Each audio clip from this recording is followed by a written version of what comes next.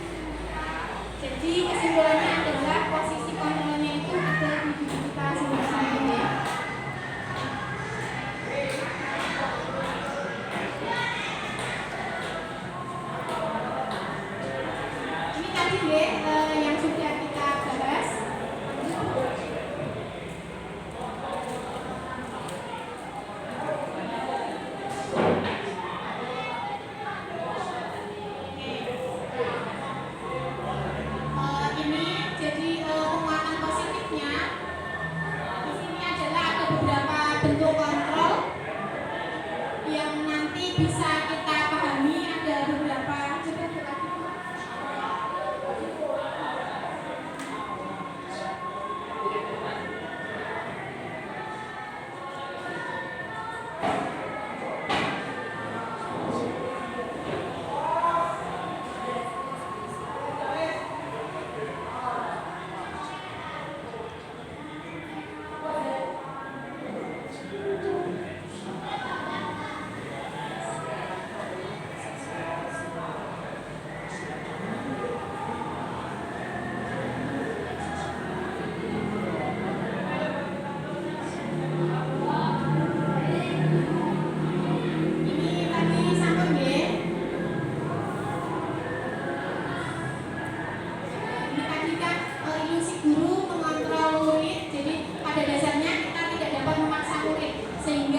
Bagaimanapun kita seolah-olah menekan murid itu, tetapi posisi kontrol itu ada pada murid kita yang tadi sudah kita ibaratkan seperti mengepalkan tangan tersebut.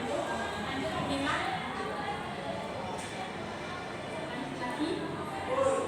Nanti slide-slide ini akan saya bagikan bisa menjadi renungan kita bersama ya. Karena ternyata rangkuman saya banyak sekali Bu. Lanjut. Dan sudah dirangkum dengan tadi pendeknya, bisa dilanjut lagi Bu Nela, yang disiplin mungkin. Nah, kemudian yang selanjutnya yaitu tentang disiplin. Jadi dalam rangka menciptakan lingkungan positif, kita harus memahami tentang makna disiplin dan nilai-nilai kebajikan universal. Lanjut Bu.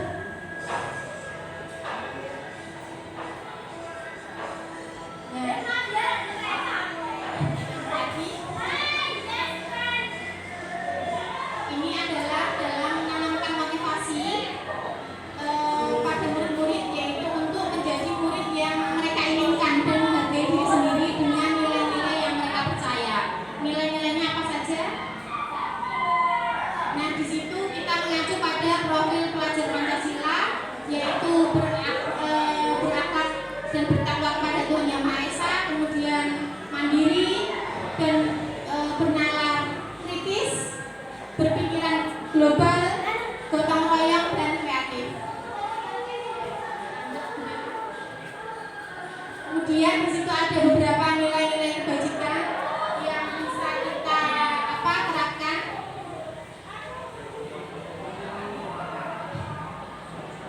Kemudian kita pakai teori motivasi, hukuman dan penghargaan serta restitusi. Pada dasarnya di sini nanti kita akan memahami cara dalam menerapkan disiplin positif itu menggunakan teori motivasi, hukuman, penghargaan dan juga restitusi itu. Motivasi perilaku manusia. Nah, ini bagaimana menurut Anda?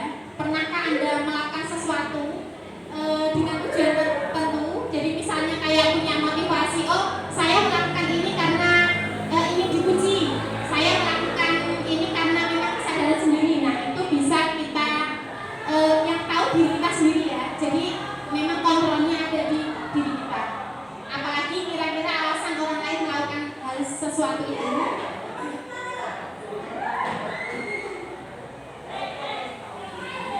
Nah, di sini ada beberapa motivasi perilaku manusia, yaitu untuk menghindari ketidaknyamanan, kemudian untuk mendapatkan imbalan atau penghargaan, dan yang ketiga adalah untuk menjadi orang yang mereka inginkan, menghargai diri sendiri. Nanti jika dalam penyampaian ada yang mau ditanyakan, bisa dikat, tidak apa-apa. Kemudian ini motivasi perilaku manusia, jadi ada semacam kayak di situ ada yang positif, ada yang negatif. Jadi yang positif kira-kira yang apa ya Bu? Yang negatif yang seperti apa? Kelihatan ya? Jadi di situ untuk yang positif itu ada disiplin yang disiplin yang negatif itu hukuman, yang positif itu kayak konsekuensi sama restitusi.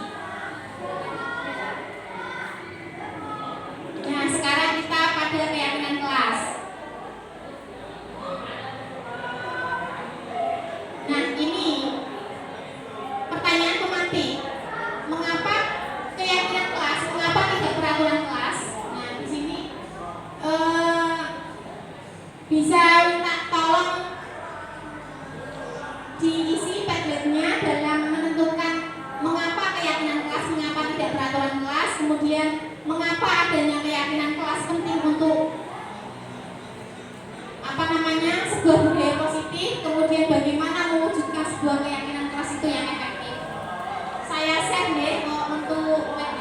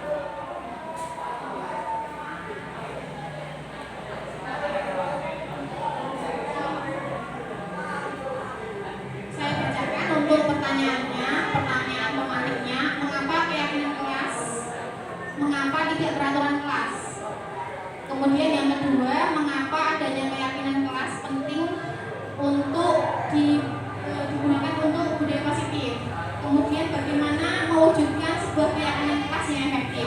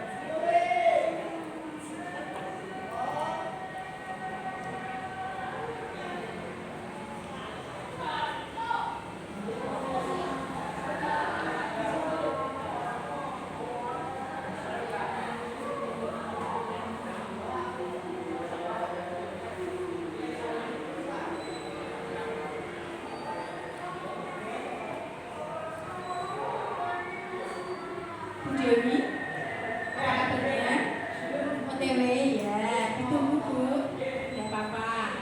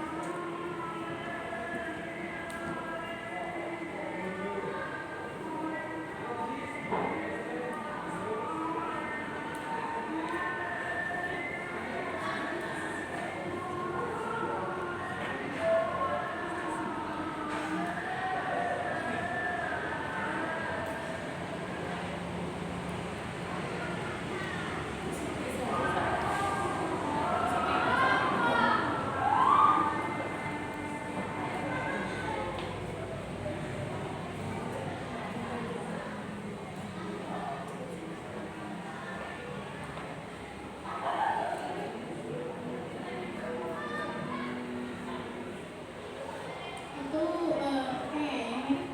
sini dulu. Baru ya.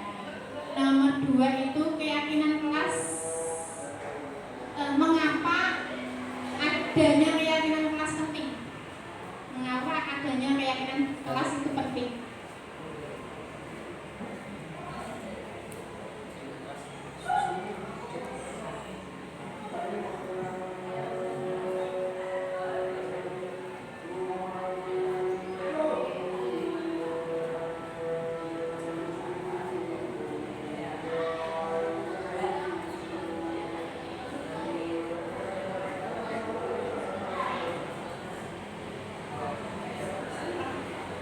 Nah ini Bu Dini ditampilkan wajah-wajah cantiknya Ibu.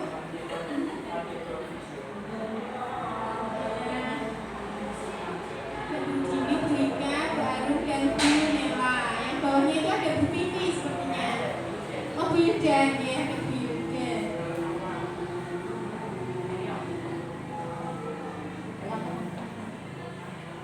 Ini sudah banyak deh yang mengirim, yang lain juga sudah OTW sepertinya. Ada Bu Alif. Saya minta tolong salah satu mungkin bisa membacakan dari hasil jawaban-jawaban Ibu. Oh Bu Nila, nggih, monggo Bu Nila.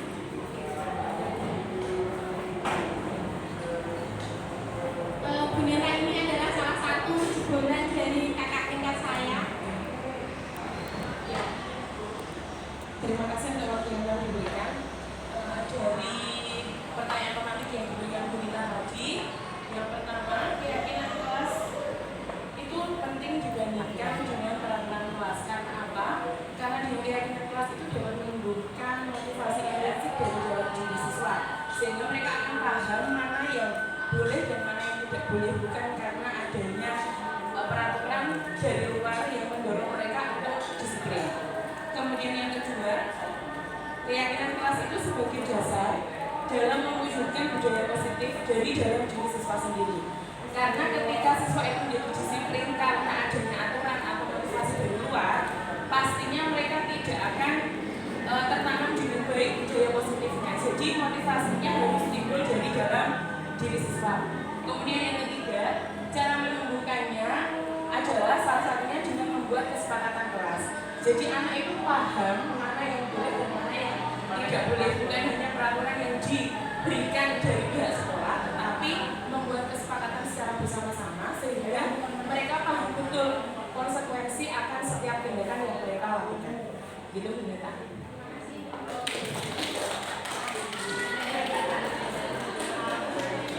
Terima kasih untuk Bu Nela. Sepertinya tidak perlu saya jelaskan panjang lebar, sudah sangat jelas dijelaskan oleh Bu Nela. Jadi memang kenapa keyakinan kelas itu penting, kemudian bisa diwujudkan dalam salah satu disiplin positif, yaitu yang sudah dijelaskan dengan Bu Nela tersebut. Jadi kita lanjut ya untuk yang sesi selanjutnya.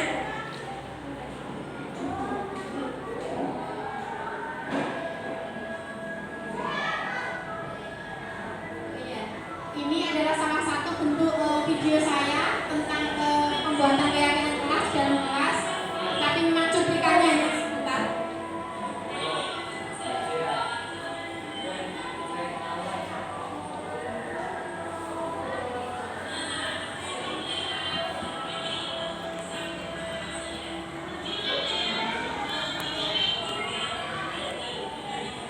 Halo.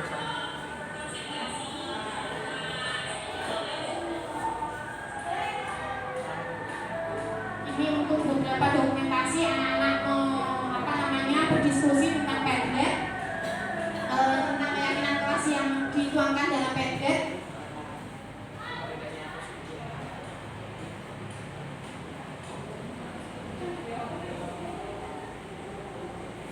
Nah, sekarang kita ke kebutuhan dasar manusia. Apa saja kebutuhan dasar manusia itu? Nah, di sini ada bertahan hidup, kemudian juga kasih sayang, kemudian kebebasan, kekuasaan, dan juga kesenangan. Penjelasannya, untuk bertahan hidup itu berarti kan bagaimana cara kita bisa bertahan hidup. Jadi ada beberapa faktor yang salah satunya ya sandang, kemudian juga pangan dan papan. Kalau diterapkan dalam murid kita berarti ya uang saku gitu ya ibu-ibu. Uang saku bensin itu kebutuhan bertahan hidup untuk anak-anak biar bisa sampai ke sekolah. Kemudian kebutuhan kasih sayang dan rasa diterima itu tidak hanya di dalam kelas saja, tetapi dari keluarga juga itu mendukung untuk kebutuhan dasar seorang murid bisa terpenuhi. Kadang-kala kan di kelas sepertinya tidak fokus, tidak konsen, ternyata memang kebutuhan, salah satu kebutuhannya dari 5 itu tidak terpenuhi, yaitu kebutuhan dari kasih sayang. Ini kebutuhan penguasaan bisa jadi dilihat dari penguasaan dalam materi, murid dalam memahami suatu materi bisa. Jadi kalau kebutuhan ini tidak terpenuhi, anak mungkin bisa cenderung tidak percaya diri, wah aku iso. Kemudian kebutuhan kebebasan, ini murid juga diminta atau diharapkan juga dia ada ada ruang untuk mengeksplor dirinya, jadi tidak tertekan dengan kita sebagai guru. Dan juga kebutuhan kesenangan, biasanya murid-murid itu sekarang malah cenderung happy dengan gadgetnya, dia tidak mau bersosialisasi. Nah, ini harapan kita dengan adanya keyakinan kelas, ternyata harus pandai bersosialisasi bisa dituangkan dalam keyakinan kelas.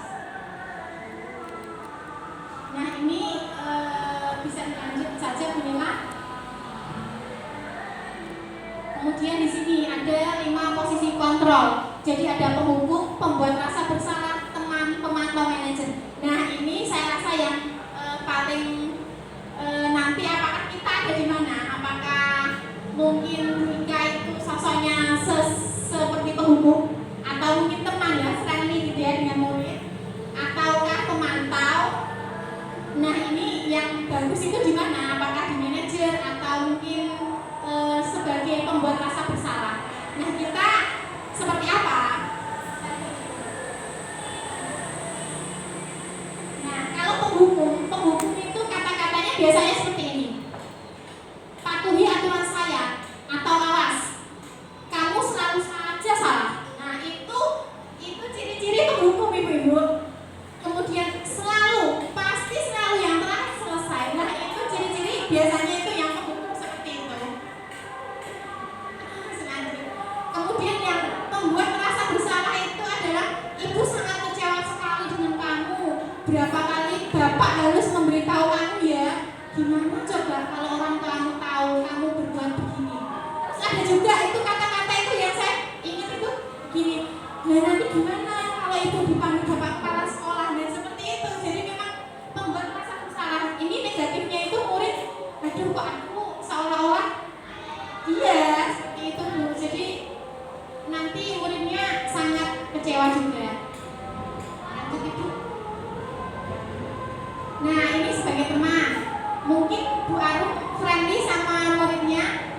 Ayo bantulah demi bapak ya, demi Bu Arum tolong, gitu kan. Terus ayo ingat tidak bantuan bapak selama ini. Jadi diungkit-ungkit aja bantuannya. Ya sudah kali ini tidak apa-apa, nanti ibu bantu bereskan. Nah itu salah satu kalimat yang mungkin tidak sengaja kita tuangkan ke anak, tapi mencerminkan bahwa diri kita itu. Negatifnya ini juga murid nanti kalau ternyata tidak dianggap tepat sebenarnya, jadi nanti murid juga akan merasa kecewa. Sebagai pemantau, nah apakah ini kita sudah di level pemantau? Contohnya gini, peraturannya apa? Apa yang telah kamu lakukan? Sanksi atau konsekuensinya seperti apa? Nah, gitu. Jadi belum maksimal, pemantau ini masih dalam tahap itu, belum murid mencari solusi. Dan yang terakhir adalah manajer. Nah ini harapannya kita ada di sini Ibu. Harapannya kita sebagai manajer. Kenapa manajer? Karena nanti murid akan bisa mendapatkan solusi dari permasalahan yang dihadapi. Contohnya seperti ini. Apa yang kita yakini? Jadi kembali lagi ke keyakinan kelas tadi, karena tadi kan sudah ada ilustrasi keyakinan kelas. Kemudian, apakah kamu meyakininya? Ditanya murid. Jadi murid akan menjawab. Selanjutnya, jika kamu meyakininya, apakah kamu bersedia memperbaikinya? Nah, murid apakah mau? Nah, kalau muridnya mau, kemudian nanti jika kamu memperbaiki ini menunjukkan apa tentang dirimu? Dan yang terakhir adalah apa rencana kamu untuk memperbaiki hal ini? Jadi muridnya lama-lama akan mendapatkan solusi dari permasalahannya sendiri. Sebelumnya nanti juga kami tayangkan untuk video restitusinya. Jadi dari percakapan itu nanti kita tayangkan di akhir saja nih Ibu. Di sini kita ke segitiga restitusi. Apa sih itu segitiga restitusi? Saya juga sedang belajar, jadi mungkin bisa ditambahi oleh Bu Lila atau yang lain terkait dengan proses diskusi kita ini. Jadi segitiga restitusi itu seperti yang tadi sudah kita paparkan, menciptakan kondisi bagi murid atau anak untuk memperbaiki kesalahan mereka, sehingga mereka bisa kembali dalam keadaan yang oh ini aku tahu salahku di sini, saya bisa memperbaikinya dan nanti bisa bisa kita pantau apakah sudah berhasil memperbaiki itu atau belum. Langkah-langkahnya ada 3 langkah, namanya segitiga itu kan sisinya 3, jadi ada 3 langkah dalam segitiga restitusi, yaitu menstabilkan identitas. Biasanya itu kata-katanya seperti ini, jadi memang diungkapkan dengan kata-kata. Kita semua akan melakukan hal terbaik yang bisa kita lakukan. yang bilang tidak ada manusia yang sempurna, Nang. Nah, itu. Kemudian yang kedua adalah validasi tindakan yang salah. Semua perilaku memiliki alasan. Terus ada mungkin yang sering kita gunakan itu alasannya adalah, lah kamu melakukan ini tuh kenapa sih? Nah, secara tidak langsung kita itu sebenarnya sudah melakukan segitiga restitusi. Apalagi nih guru BK itu mungkin malah sudah segi 5. Nah, yang ketiga yaitu menanyakan keyakinan. Jadi, tadi kembali lagi ke budaya positif, yaitu keyakinan. Salah satunya adalah keyakinan kelas. Kita semua memiliki motivasi. Keyakinannya seperti apa? Terus hasilnya nanti yang akan kamu lakukan seperti apa? Inilah yang dinamakan segitiga restitusi yang sudah tadi saya jelaskan. Monggo Bu bisa dilanjut.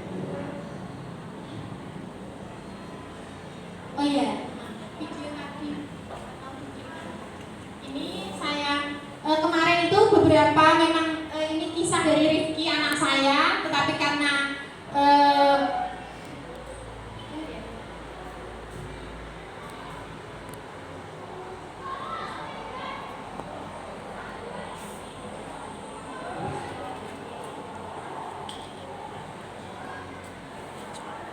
jadi Rifki ini tapi saya reka ulang adegan dengan murid yang lain karena Rifki harusnya ada testimoninya, tapi sampai saat yang ditentukan belum mau memberikan testimoni, sehingga Rifki itu tidak saya upload, Ibu. Jadi saya menggunakan murid lain.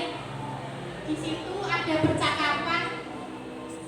Permasalahannya adalah murid tertidur di kelas. Jadi saya dapat WA dari Bu Mei terkait dengan murid saya yang tertidur di kelas. Kemudian saya tanya, enggak bisa dengar ya Bu? Oke, bisa saya jelaskan di sini. Di situ kemudian saya memanggil Rifki. Rifki ini terkait dengan tertidur di jam pelajaran Bu Mei. Saya bertanya kepada Rifki, nah kenapa kok saya dengar ada kabar yang memberitahu bahwa kamu tertidur di kelas. Oh iya Bu, memang saya tertidur di kelas. Kemudian restitusi yang saya lakukan adalah, oh iya, tidak ada manusia yang sempurna. Tetapi apakah tidak ada hal yang lebih baik dari itu, Rifki? Situ. Kemudian Rifki menjawab, oh ada Bu. Kemudian saya tanya lagi, alasanmu apa? Kenapa kamu tertidur di kelas? Ternyata alasannya bekerja.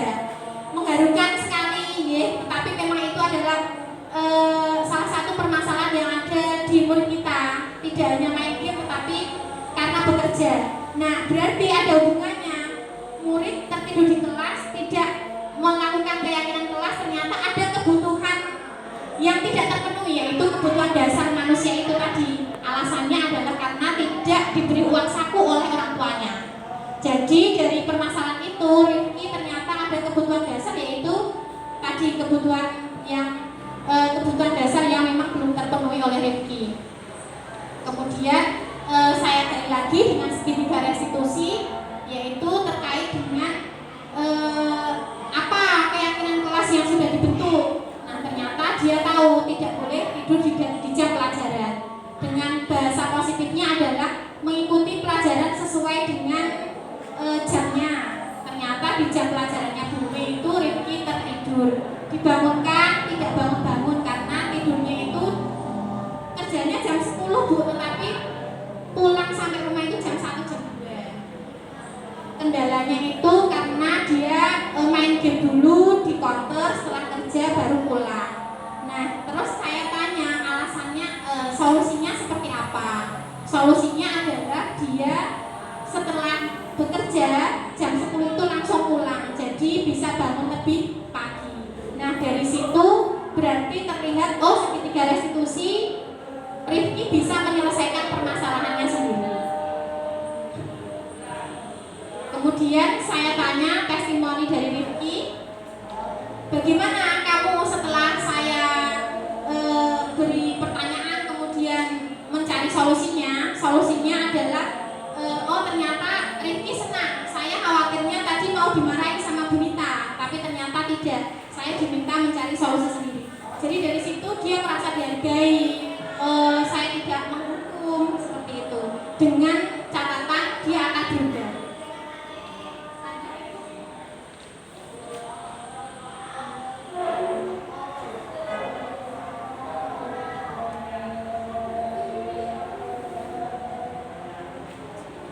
Nah, dari sini kita sudah ada di penghujung dari pemaparan saya. Saya minta untuk testimoni dari merefleksikan dari pembelajaran saya tadi, yaitu diseminasi budaya positif. Nanti saya minta silakan ibu-ibu isi Padlet terkait peristiwa tadi, apa saja yang sudah kita lalui, apa saja yang ada di benak ibu-ibu, kemudian perasaannya seperti apa ketika melakukan ini, apakah ngantuk atau happy atau bergembira karena kita bisa saling sharing. Kemudian pembelajarannya apa, mungkin sebelumnya saya seperti ini, setelah itu mengikuti sharing ini akhirnya saya ada ilmu tentang segitiga restitusi, tentang penerapan disiplin positif. Kemudian perubahan yang akan dilakukan ibu seperti apa. Jadi perubahannya, saya nanti akan melakukan ini, nah gitu. Bisa ibu Padletnya.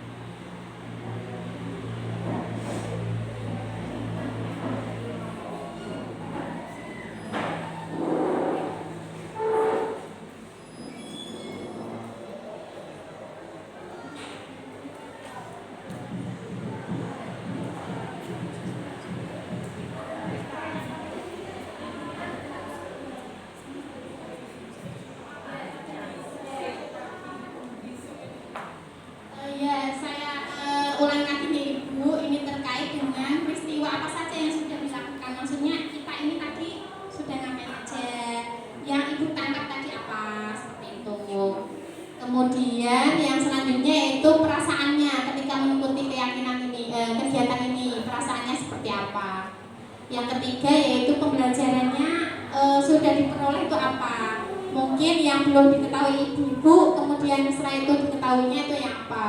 Yang terakhir yaitu perubahan atau apa yang akan dilakukan setelah ini.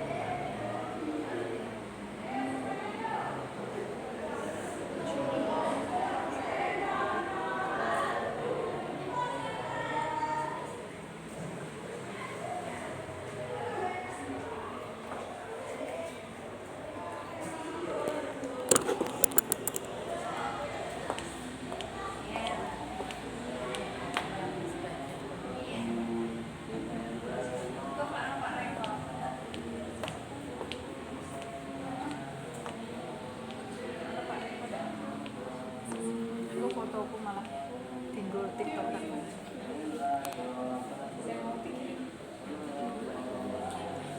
Agak terlihat kesini.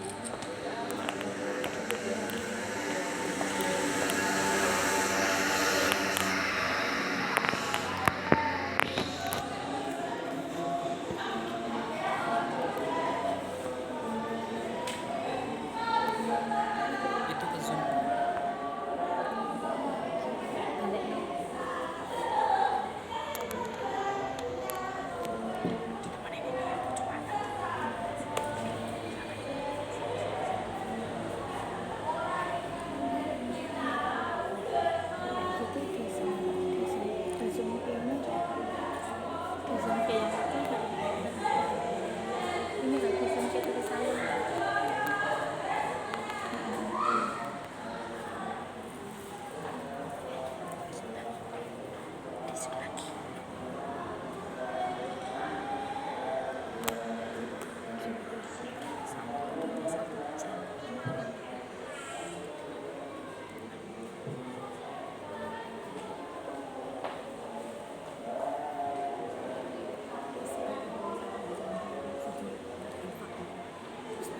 Baik, Bu, mungkin ini sudah banyak yang mengirim ya. Ada Bu Dewi, Bu Nela, Bu Ali, Bu Rika, Bu Dini, Bu Vivi, kemudian Bu Nisa, ada juga Bu Hilda, Bu Arum, dan juga Bu Ika.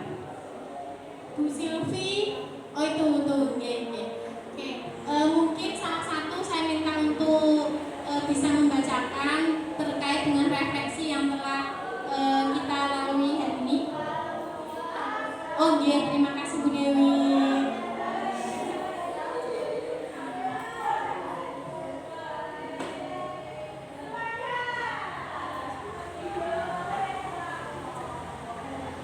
Terima kasih atas waktunya. Yang pertama, setelah mengikuti destinasi ini yang terkait dengan budaya posisi, kemudian posisi kontrol, kebutuhan dasar manusia seperti tiga restitusi dan keyakinan kelas, perasaan saya menjadi lebih terbuka bahwa seorang guru itu harus bisa mempunyai harus tahu posisi kontrolnya sebagai apa. Apakah dia sebagai seorang penghubung, apakah sebagai seorang teman, ataukah yang membuat rasa bersalah kepada siswanya, atau hanya sebagai pemantau, atau mungkin sebagai manajer. Dan saya rasa kita sebagai seorang pendidik harus tahu posisi kita sebagai apa. Dan menurut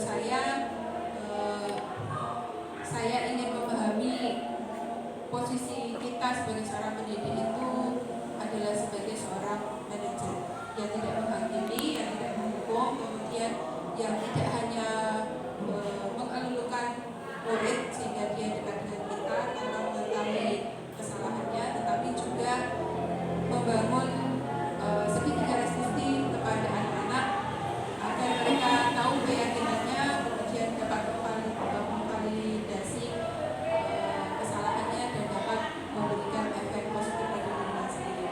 Kemudian yang akan saya terapkan yaitu adalah posisi manajer itu sendiri dalam menangani anak-anak untuk dapat menjadikan sesuatu yang positif pada mereka itu dapat mengganggu.